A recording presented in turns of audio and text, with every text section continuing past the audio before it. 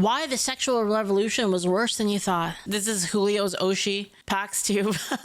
Sexual morality is one of the biggest aspects of any civilization. How the family and the relationship between man and woman are understood has major effects that ripple through all of society. For over 1,000 years, Western nations lived by Christian sexual morality. Christianity, especially Catholicism, teaches that sexuality is meant for marriage, and violating this standard is a sin. Things like pornography, divorce, and homosexuality were treated as bad in the West for most of its recorded history. The supposedly liberal attitudes of the Greeks and Romans are wildly exaggerated. They too believed in strict sexual standards, although slightly different from the Christian morality that would come later. It's really only relatively recently that standards of sexual morality began to wildly change in the West. This became known as the sexual revolution. It helped usher in a new regime in the Western world that we still live under today. Unfortunately, this is nowhere more obvious than in the United States. The US is a country that's gone through different eras. When you go back to the beginning of the 20th century, America was a very different country from what it is today. In those days, 95% of the country identified as Christian. People looked so cool back then with the freaking cane and the hats. Like, they look so cool. Contraception and sodomy were all illegal and morally frowned upon. Divorce and illegitimacy. Dude, guys were dripped out back then. What the hell? But rare. And the divorce that was legal wasn't the no-fault kind we have today. The progressive movement of the time period was concerned with strengthening the country's moral values. This was known as being anti-vice. Of course, this is all very different from modern America. In the 2020s, a majority of Americans have developed libertarian attitudes on moral and sexual issues. Many of the vices that were once illegal are now allowed. Casual sex, abortion, and divorce are common. Christianity has declined and been replaced by what can only be called a widespread sense of nihilism. Nihilism being the belief that nothing matters and that morality doesn't exist. Clearly, this modern era is an extreme break from the past of Western nations. I don't know if it's a belief that morality doesn't exist. I think it's a belief that morality is subjective. I think that's actually what the belief that people have. It's not that you can't be moral, it's that it's subjective to the person's individual morals, because it's not rooted in any sort of, frankly, religious law, basically.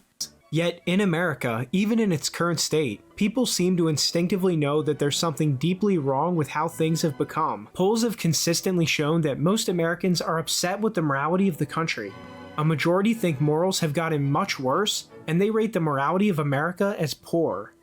So when we compare America of the early 1900s and America of the 2020s, the burning question that must be answered is, what? I feel like Pax is going to come to a similar conclusion than me, but from a different angle. What happened? There's no one simple answer, but there are certain threads that can be followed. The sexual revolution is one of the biggest things that must be explained. The movement came to its head in the 1950s and 60s. It sought to change America's relatively modest moral values to an unrestricted free-for-all. An America of strong families was turned into a mess. The world we live in today is in many ways a product of this revolution. In this video, we'll be looking at exactly where the sexual revolution came from and how it's had devastating effects for American morality. Jin says online ranked sex. That might be a thing, like once we get full dive. That's gonna be crazy, actually. But here's the question. When that happens and there's full dive ranked sex, are they gonna restrict who gets to play a girl character and who gets to play a guy character? Okay guys,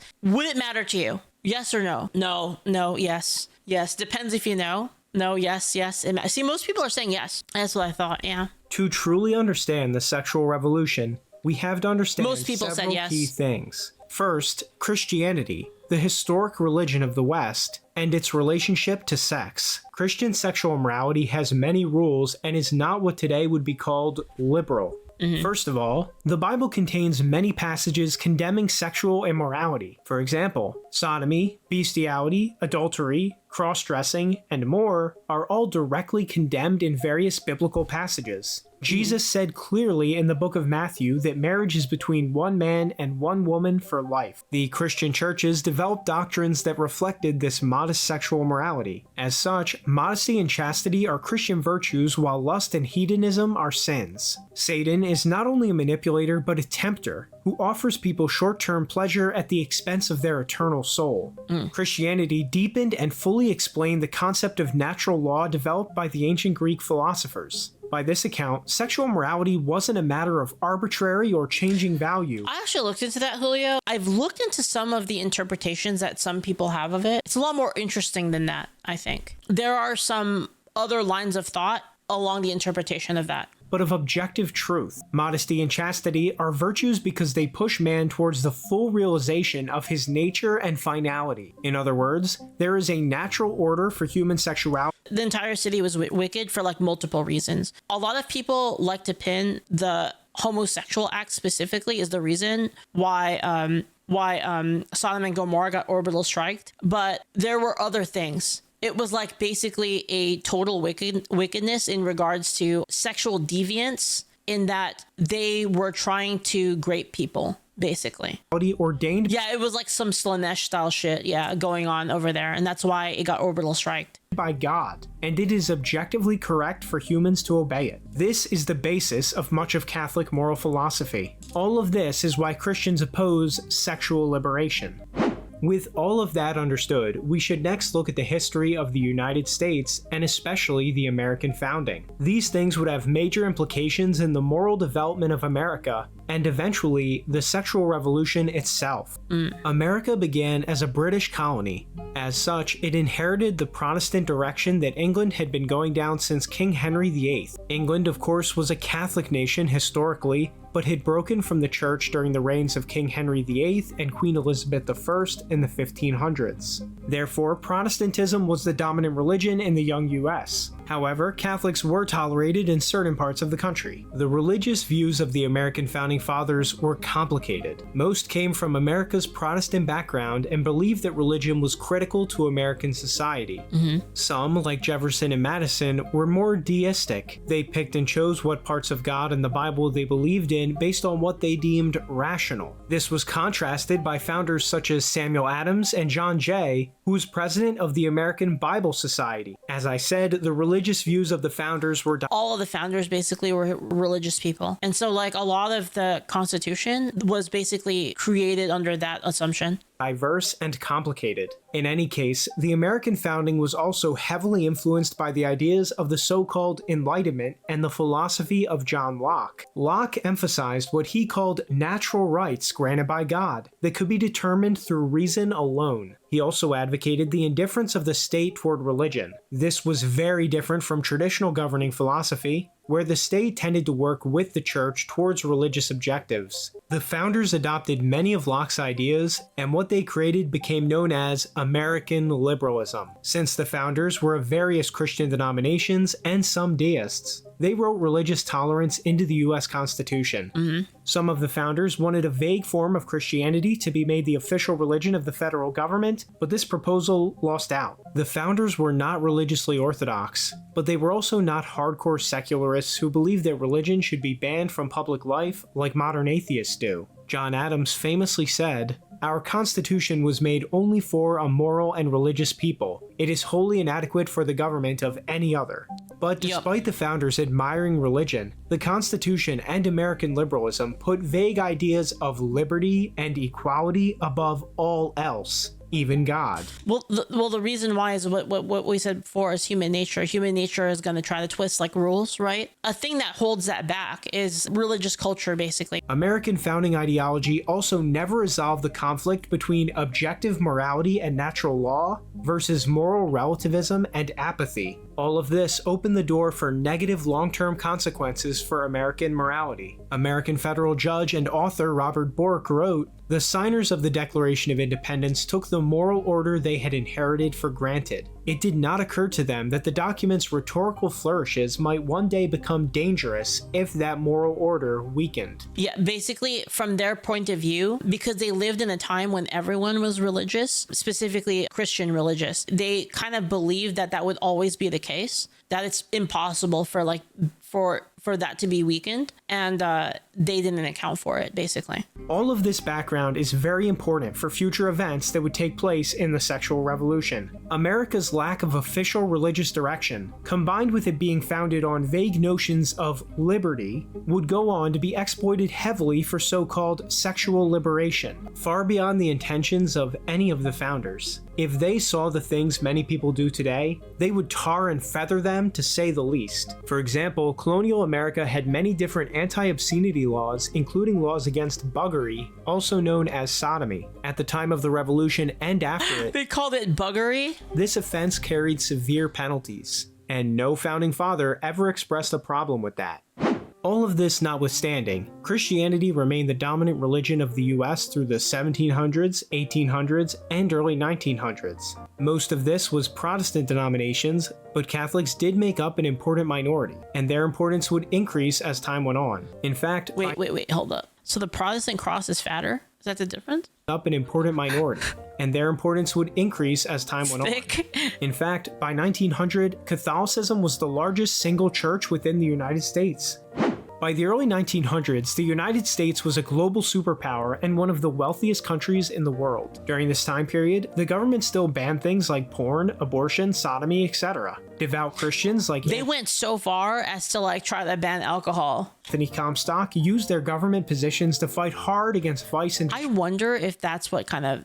Do you guys... I wonder, is that the thing that lit the powder keg? Is when they tried to ban alcohol and then that failed and it was like, oh, well, you know, fuck everything at that point. degeneracy. Yeah, you think that happened? Comstock laws were a series of laws that banned the transport of obscene material through the mail, and they were strictly enforced. Liberty in America was not seen as liberty to do whatever you wanted, and in fact, it was the mainstream view that to truly protect liberty in society, hedonism had to be restrained. If you watched my video on the French Revolution, you will have heard the difference between positive liberty and negative liberty. Positive liberty is the view that true freedom comes from being allowed to pursue virtue. This is contrasted by the view of negative freedom, which asserts that freedom comes from lack of personal restraints. Yep. But despite America's success, there were cracks in the foundation. Freedom of religion meant that Christianity, despite its power, had no official, legal position as part of the federal government.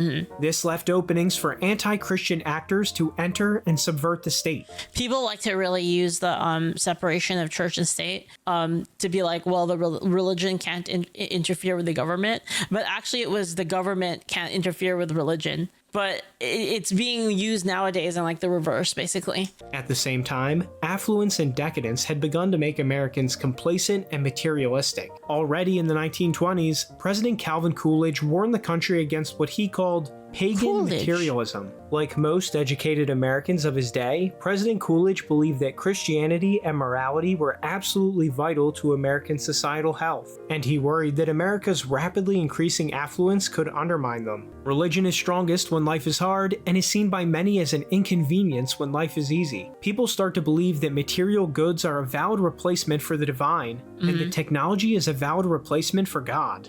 This happens so much. And I think so many people are really guilty of this. I think it's just kind of like a part of human nature where when times are good, we forget to stop and think and talk to God. And then when times are bad, we come crawling back and we beg for help every single time.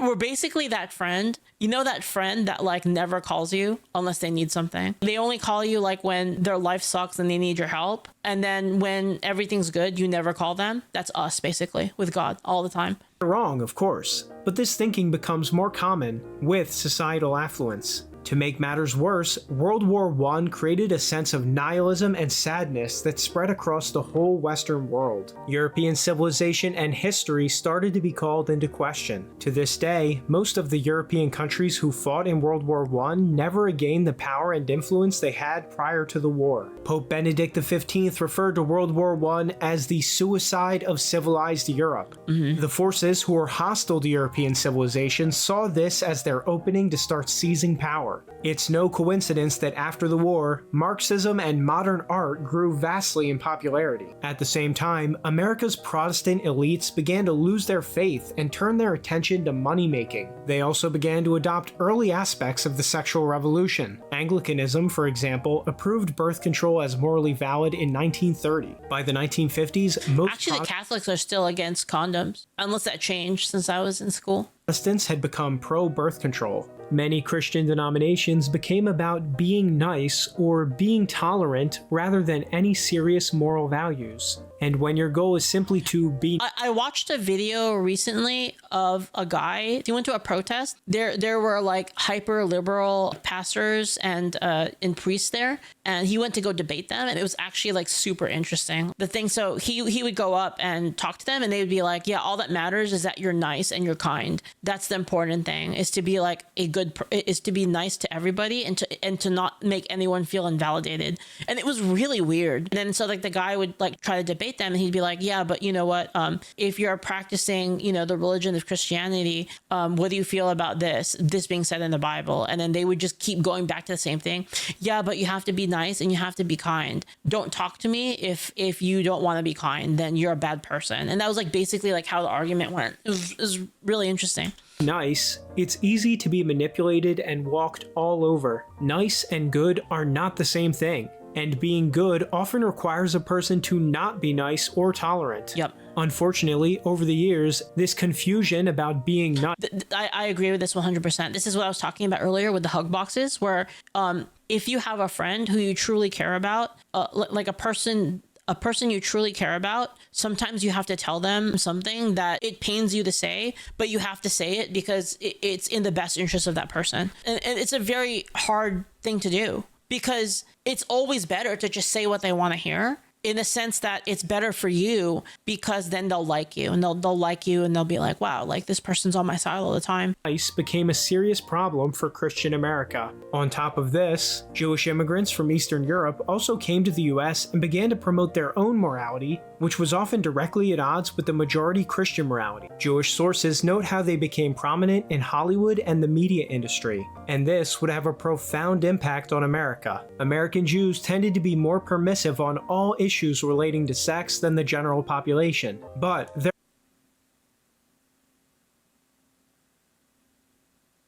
there was some backlash to the slipping of American standards. American Catholics were one of the last groups fighting for traditional sexual morality, and they stepped up. They created the Hays Motion Picture Production Code, a censorship code that Catholic businessmen forced Hollywood and the film industry to follow. It banned all sexual degeneracy from film, and Hollywood for many years obliged. If Hollywood didn't oblige, Catholics would boycott their films and devastate their profits. On top of banning things like sex and nudity, the code required that no picture shall be produced that will lower the moral standards of those who see it. Hence, the sympathy of the audience should never be thrown to the side of crime, wrongdoing, evil, or sin. These standards would remain in place for over 30 years and produce some of the best films in American history. But despite these gains, dark clouds were on the horizon. World War II and its aftermath would change everything.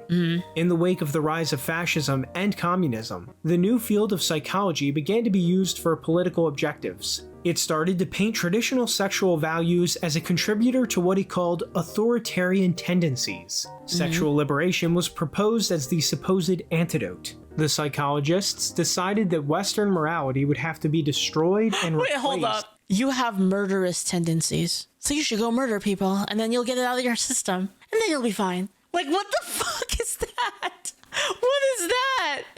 This is so ridiculous. In order for fascism to never rise again. Many of these psychologists were directly funded by American intelligence agencies, like the CIA, who found their ideas useful in de-radicalizing political opposition to American liberalism. To quote the 2002 British documentary Century of the Self, those in power used Freud's theories to try to control the dangerous crowd in the age of mass democracy. Psychology ceased being about trying to understand the human mind and became about controlling it. The decadence and materialism that had already been... Those outfits are really fucking cute, though. I'm not gonna lie. Like, became about controlling it. I mean, they're so cute. Aren't they cute? That's such a cute outfit. Honestly, I think like this is like the peak level of like fan service. I think anything beyond this level of fan service like becomes too much, and it's like it's not cute anymore. Because the problem is like, what is there left to the imagination when it's all when everything is revealed? You know, and materialism that had already been developed. Yeah, now they're worried about the human appropriation of rabbit foot culture.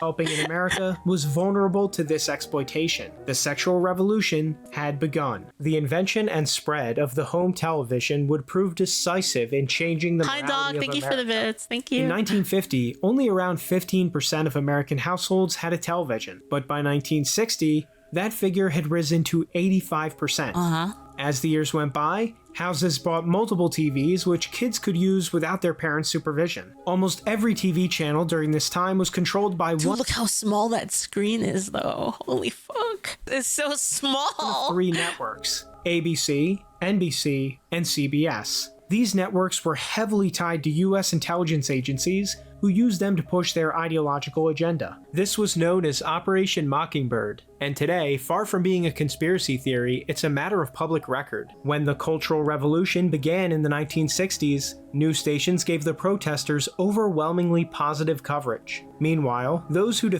Fucking media. The fucking media. defended Again. American culture and Western traditions were painted as the villains. A new pop culture based on the latest shows, movies, and music began to develop in America, replacing much of its ancient European culture that had been passed down for generations. This resulted in deracination, or, in other words, the loss of people's roots. The cultures of Hollywood and Washington, D.C. were exported to the entire United States, and regional cultures started to decline. Despite the motion picture production code still being in effect, the TV and film industry began to push the boundaries of sexual morality. The capitalistic pursuit of profit and the liberal pursuit of sexual hedonism ended up being a match made in heaven, or should we say, hell. By the mid-1960s, the production code was broken so often that it was abandoned entirely. The floodgates were now open for total media degeneracy, and companies happily obliged. Sex, drugs, abortion, homosexuality, and more all flooded American culture. Both high-level institutions and youth movements were the backbone of the new sexual culture. Elite universities began broadcasting pornography to their students and encouraged them to attend. Liberal and Marxist professors saw the 60s as their opportunity to finally destroy the long-held Christian values of the West that they had always opposed, but they could now paint as authoritarian and fascist. But where the sexual revolution truly found success was in the judicial system. With American society being rapidly morally transformed from the top down, judges began to do their part. In the 1947 case Everson v. Board of Education, the Supreme Court commanded states that they could not grant religious privileges to anyone. Prior to that point, states didn't have to abide by freedom of religion as outlined in the federal Constitution, and they often gave Christians preferential treatment. I remember when I was in school, we prayed before every class, the very beginning of every class. And there was like a whole school prayer at the beginning of the day. So really, separation of church and state as we know today is less than 80 years old. This decision set the stage for a new Yeah. Back in 1947, yeah. I'm an elf, a fairy. form of secularism I'm just using like your human language, you know? so severe that it would be fair to call it anti-religious. The Supreme Court then took direct aim at America's morality. Anti-pornography laws were the first thing to be gutted. Roth versus United States in 1957 and Miller v. California rendered all anti-pornography laws effectively moot. Birth control was the next thing to be legalized nationwide in 1965 with Griswold versus Connecticut. Author E. Michael Jones explains why contraception is so significant. It's the thin end of the wedge that disconnects sex from its natural purpose of reproduction. And once sex loses its original purpose, moral chaos isn't Oh yeah, thank you, Julio, for answering far that. behind. If you want my honest opinion, the Cultural Revolution was the legalization of contraception. The sexual revolution followed from that, abortion followed from that, and homosexual rights is only the logical consequence of the use of the contraceptive. And he was absolutely proven right. After the legalization of contraception in the 1960s, abortion followed with Roe v. Wade in the 1970s. Each new aspect of sexual behavior that was legalized flowed from the exact same anti-Christian, hyper-individualist moral philosophy that personal pleasure is the highest value of life. This has continued into modern America with things like the LGBT movement and transgenderism. The slippery slope was real, because the same arguments for legalizing porn can be copy-pasted to all other sexual issues. Over the years, the American left became increasingly anti-Soviet and fully embraced individualistic arguments about personal freedom. This encyclopedia entry defines the new left as a mix of Marxism and libertarianism that focused on gender, race, and sexuality issues rather than class like the old left. From a philosophical standpoint, the sexual revolution justified itself through the ideas of people like John Stuart Mill. Mill wrote in his 1859 book On Liberty, "Liberty consists in doing what one desires." No other line better encapsulates the sexual revolution than this. Yep. Mill advocated a form of radical individualism that created an adversarial relationship between the individual and society. Yep. One could of course criticize this ideology by saying that society-wide ills affect all individuals in one way or another, but I digress. But Mill's ideas were far from the only philosophy that drove the sexual... It's basically like, you see this a lot nowadays where it's like, I don't care about my impact on like the society as a whole. It doesn't fucking matter. All it matters is that I myself am personally pleased. Revolution. A variety of psychologists, writers, and scientists all pushed it forward. I'll go through some of the most important ones. First, we have Alfred Kinsey, originally an insect zoologist. Ooh, this is the crazy guy. This is the guy. He was paid by the CIA-backed Rockefeller Foundation to change his research to humans. He authored such works such as Sexual Behavior of the Human Male. The book claimed that sexuality was a spectrum, and people should be able This isn't going to show any dicks on stream, is it, Julio? All right. to identify as whatever they want. He also created the Kinsey scale, which asserted that people do not fit into binary sexual categories. Then there was John Money. He performed transgender experiments to try to prove gender was socially constructed. This involved forcing a young boy to live as a girl and having him perform sexual acts on his own twin brother. Yup. Both twins had lifelong trauma from Dude, this guy was a freak. the experiment and would later commit suicide. I wish I was making this up, but no, it really happened. The names of the victims in Money's experiments were Brian and David Reimer. Today, the case has finally attracted the infamy and criticism that it rightly deserves. Theodore Adorno of the So basically what happened was this guy, he had this theory that people are only male or female societally, and that there's no like biological aspect to it or genetic aspect to it. So what happened was, in order to prove his theory, he found a case where there were two twins. This was the perfect case for him. Two twin boys, one with a botched circumcision. So like the tiny little peepee was fucked up. And so basically John Money swooped in. He's like, oh, this is exactly what I wanted. Like, okay, raise that one as a girl. Like, take that one, raise that one as a girl. They're never gonna, their PP is never gonna be fine. So like, raise them as a girl, and everything will be fine. And so that was his theory. So what happened was they basically forced the other kid basically to like become a girl, and they never told them, right? And that kid grew up like feeling like something was wrong like the whole time. And then later on in life, basically they found out that this was the case. And they said, I knew something was wrong this whole time. Fuck it, I'm gonna go be a boy. And then that happened. And then I totally forgot about this. As part of the experiments, John Money made both of the boys do sexual acts on each other, like have mock sex when they were kids. By the way, like when they were like little kids.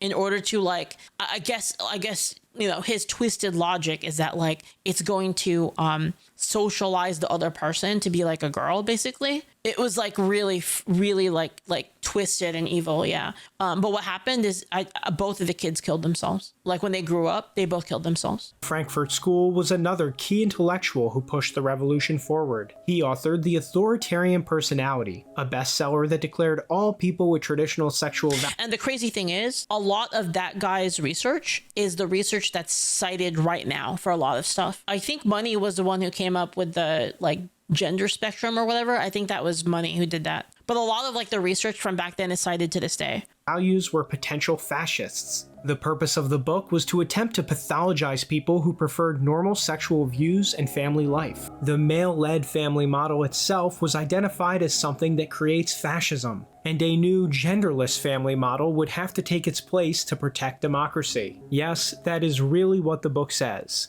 Then there was Michel Foucault. He was a French homosexual and pro-pedophilia writer. He petitioned France to abolish its age of consent laws and demanded that children be given the individual freedom to consent to sex with adults. His writings were a major influence on the European branch of the sexual revolution. Now, of course, freedom was the excuse and justification that most public figures used to make their arguments for sexual liberation, but a more realistic look at their philosophy and behavior could see them as simply perverts looking for any excuse to normalize their behavior to the world.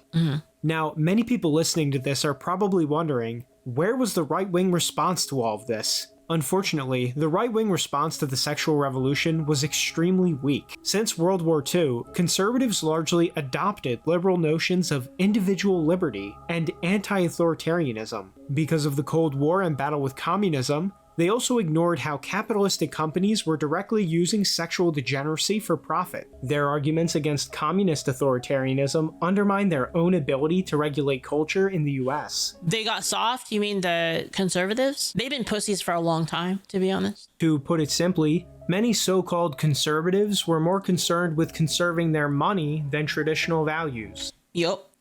Even today, I told you I hate the conservatives. I hate them too. The Republicans, rather. The Republicans specifically. They're really fucking annoying. Still suffer from this same problem, and many have simply given up on governing at all and have adopted libertarianism. I think that the heart of my philosophy is much more libertarianism than the conservative, so-called, is the one that says less government. Get off Ronald Reagan! And let me have more control of my own destiny. So, where does this all leave us in the year 2023? Conservatives have such a hard-on for that guy. As I said at the beginning of the video, we are still living under the regime of the sexual revolution. When we look at the fruits of what it brought our society, it's hard to call it anything other than a complete catastrophe. Let's begin by looking at the state of the American family. Illegitimacy rates were less than 10% in 1960. In the 2010s, they rose to above 40%. Illegitimacy, of course, has many negative outcomes, such as increasing crime and lowering educational attainment. Family formation has become very hard in modern America, and divorce is common. The decline of the family structure has led to youth mental illness, suicide, and drug abuse to reach their highest level ever recorded. Male suicide in particular increased because the male role in society is now unclear. Because of the sexual revolution, men went... That is like the biggest thing, is like the role of men has become like confusing, basically. From being the leaders of Western civilization to cogs in a genderless machine. Not that women are doing much better. Female antidepressant use and victimhood of rape are much higher today than they were in the patriarchal model of society. Feminism and free love have led to more rapes and crimes against women than patriarchy ever could have dreamed of. There's an irony to that, but it gets even worse. Crime and child abuse exploded in the 1960s and remain high today. There have been over 60 million... I wonder how many of these charts you can look at of like per capita crimes and see them spike around that era. I wonder how many of those graphs intersect. Abortion since Roe v. Wade, around 20% of the entire US population. You'd think that birth rates would be up with this so-called sexual freedom, but it's the opposite. They've plummeted. The Chinese political scientist Wang Huning observed about America, the individual has replaced the family as the cell of society.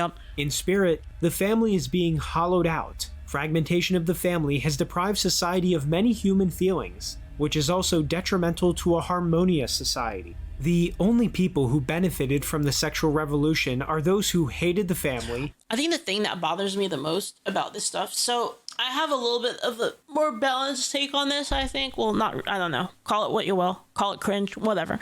I'm okay with the ideas of, and people having freedom.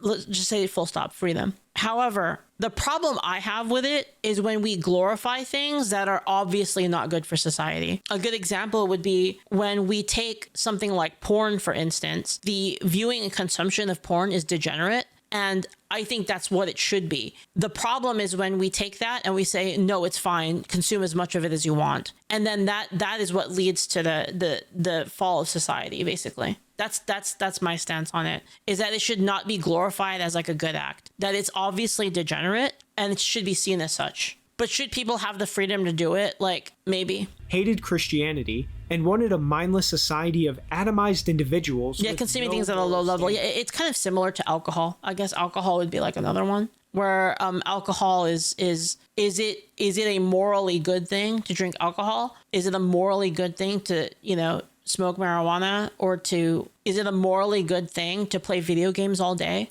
Not really. It's the way that for some reason we've painted these acts as being like, fuck it, do whatever you want, you do you, and just indulge yourself as much as possible. Whatever makes you feel good, that is king. And it's that mentality, I think, that is like bad. After all, such a society... Again, I apply this to like everything, basically. ...is much easier to control and corrupt than a virtuous and dutiful one. The morals that are enforced today are mainly codes against racism, sexism, homophobia, transphobia, etc. It's important to understand that these accusations aren't actually part of any moral code, but are mostly just used to shut down rational discussion and assert power over others. The inherent flaws of America's founding liberalism never went away.